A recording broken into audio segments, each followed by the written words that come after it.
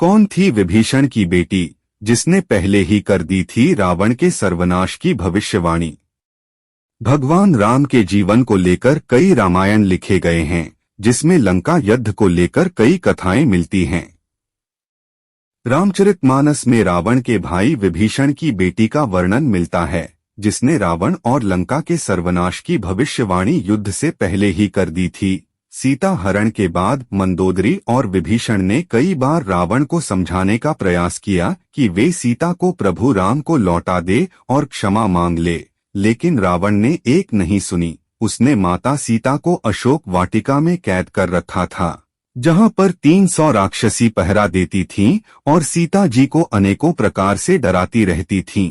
लंका में सीता जी की रक्षक थी विभीषण की बेटी। रामचरितमानस में त्रिजटा का नाम आता है। वह अशोक वाटिका में सभी पहरेदारों की मुखिया थी और सीता जी की रक्षक थी। जब भी रावण माता सीता को डराकर चला जाता था तो त्रिजटा उनके मनोबल को बढ़ाती थी। वह सीता जी को विश्वास दिलाती थी कि एक दिन प्रभु श्री राम लंका पर विजय प्राप्त करके आपको यहाँ से ले जाएंगे। विभीषण की बेटी थी त्रिजटा।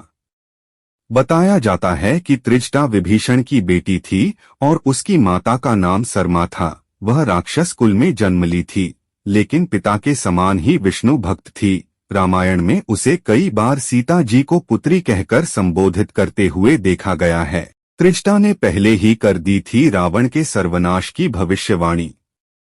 रामचरितमानस में त्रिजटा के उस स्वप्न कर वर्णन किया गया है, जिसमें उसने लंका युद्ध से पूर्व ही रावण के सर्वनाश की भविष्यवाणी कर दी था। राक्षसी जब सीता जी को डराती हैं और प्रताड़ित करती हैं, तो वह अपने एक स्वप्न के बारे में बताती है। वह कहती है कि उसने एक स्वप्न देखा है, जिसमें एक वानर पूरी लंका को जला देता है और रावण की राक्षसी सेना को मार डालता है।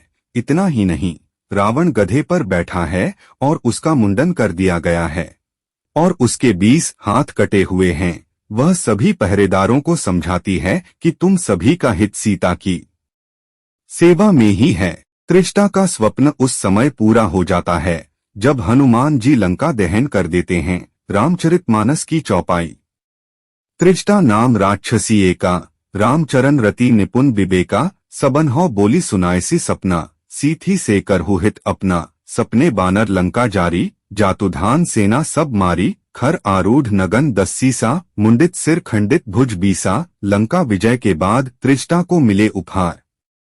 इंडोनेशिया की काकाविन रामायण में बताया गया है कि लंका विजय के बाद सीता जी ने त्रिजटा को कई कीमती उपहार दिए थे।